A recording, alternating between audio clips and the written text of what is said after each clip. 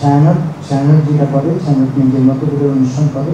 এখানে মানুষের ছায়ানট জড়াতে পেরেছে, গত 50 বছর ধরে জড়াতে পেরেছে, সম্পৃক্ত করতে পেরেছে। সেটাই ছায়ানটের সাফল্য বা অর্জন, যে মানুষের মধ্যে ছায়ানট ছড়াতে পেরেছে। ছায়ানট যা বোধ করে তাই। আর জাতীয় পর্যায়ের অনুষ্ঠান কি অনুষ্ঠান নয়, এটা কিন্তু মানুষই বুঝবে। এটা সরকার বলতেই পারবে, মানুষও বুঝবে, সেটা তাদের ব্যাপার। না না, কোনো চাপের কোনো ব্যাপার নেই, কোনো না না না, একেবারে কিছু নেই। আমরা আমাদের মতো চলছি।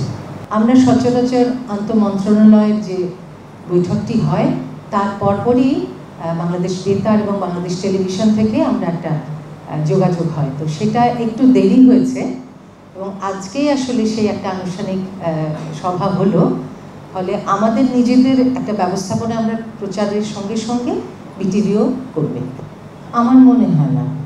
কারণ ছায়ানট একটু আগে যে কথাটি বললেন আমাদের সভাপতি, যে আমাদের যে নিজস্ব ধারা, আমরা যে ধরনের গান চর্চা করে থাকি, মূলধারার গান, এবং যেভাবে অনুষ্ঠান সাজিয়ে এসেছি, বছরের শুরুতে জাতি ধর্ম বর্ণ নির্বিশেষে সকলের মঙ্গল কামনা করে, মানবতার কথা বলে, সম্প্রীতির কথা বলে আমরা যেভাবে অনুষ্ঠান সাজাই, সেই ধারাটা আমরা করে যাচ্ছি, করব।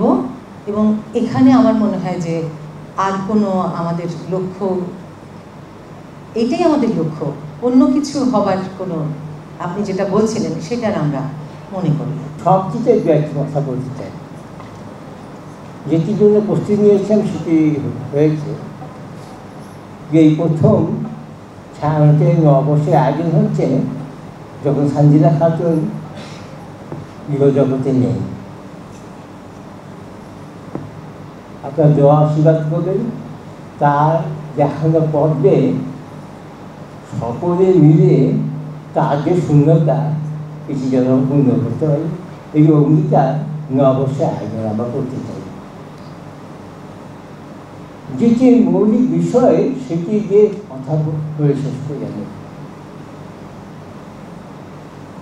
ছায়ানট মনে করে যে নববর্ষের রমনা প্রথমের আয়োজনে গান ও পাঠের আবহের মধ্যে প্রতিজনের হৃদয়ে বাঙালি জাতিসত্তার উন্মোচন হবে।